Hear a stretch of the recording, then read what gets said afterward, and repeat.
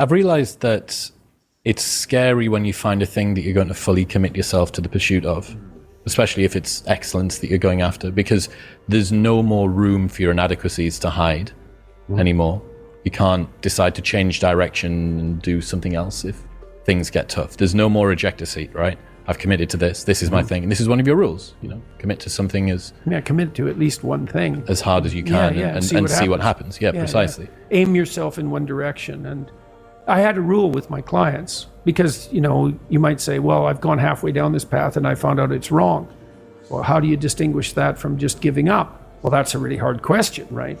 It's a moral hazard because it's inappropriate to continue in a direction you now realize to be wrong, but it's also inappropriate to give up and use that rationalization as an excuse. And how do you distinguish? Especially seeing as we're not transparent to ourselves. Well, right, exactly. So that is genuinely a moral hazard. So one of the principles that I tried to abide by in my therapeutic discussions was you can change course as long as the next thing you do is equally or more difficult. Because that's a check against just giving up. So you want to discipline yourself so you can get yourself organized so that you can go in a particular direction, so that when you find the right direction, you can really go in that direction. And that does require an apprenticeship of sorts. And it might not matter in some sense exactly what the apprenticeship is, as long as it is rigorous, right? And so that's sort of a bridge between moral relativism and moral absolutism. There's lots of games you can play. It's not that obvious a priori which is the best game. So that's kind of a morally relative stance. There's multiple playable games. But then the absolute is, but you have to play one of them. You have to learn to play one of them. You have to become an expert at least one of them. And then that's not a relative proposition. What happens if you focus on many things at once, not put all your focus on one thing? I tried this and it was very, very overwhelming, and I ended up not doing this and not doing that, It's really overwhelming. But focusing on one thing, being an expert on it, that's the key. Let's continue. And I believe that's true. That seems to me to be the case. So you want to commit to something.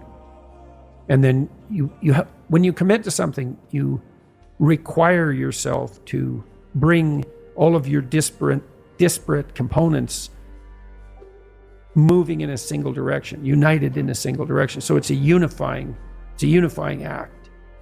And then once having been unified, well, then you can bring that unity to bear on a variety of different tasks, but you have to bring it together first. So, and that makes sense developmentally. You see children start out as a disparate bundle of motivations and emotions sort of warring with one another. And then they can integrate that into single games that they can play with themselves. And then they integrate that with games they start to play with other people. And all of that is integration. It's not subjugation, it's not repression. Not if it's a good game, it's integration. You want to get integrated because then you have all the horses that are pulling your chariot pulling in the same direction.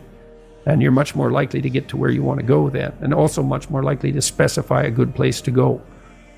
So that's that's something else conservatives have to teach young people, which is, well, get yourself disciplined.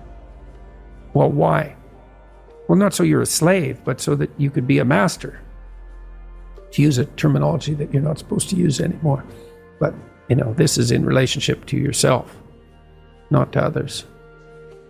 So, yeah, and to begin with, you have to accept an external master because you just don't have the wisdom to do that for yourself, or the ability or the opportunity often. Everybody knows this. They feel bad when they decide they're going to get themselves in good shape and go to the gym, and lasts like 3 days. Attempts, yeah. And then no one's happy about the fact that they've quit, and they berate themselves for it. And we know that we need to go through a disciplinary process, and we need to subjugate ourselves to a disciplinary process. That's part of the problem with the constant harping about the, oppressive patriarchy. It's like, well, you need a disciplinary process. So, well, that's just oppression and slavery. It's like, no, it's not. No more than a game is. Not a good game. A good game isn't oppression and slavery. I mean, first you gotta be true to yourself, you know? Be honest with yourself. Do you really want to succeed and really want to get the shape, physical body that you want, you know? If you really want that, you should discipline yourself. It won't come easy, obviously. And if you're lying to yourself, oh no, this is slavery, or this is too hard, and then I guess you don't deserve to have what you want. If you think you shouldn't do the work, you know? You don't deserve it if you think you shouldn't do the work. Anyways, God bless you, huh? God bless you.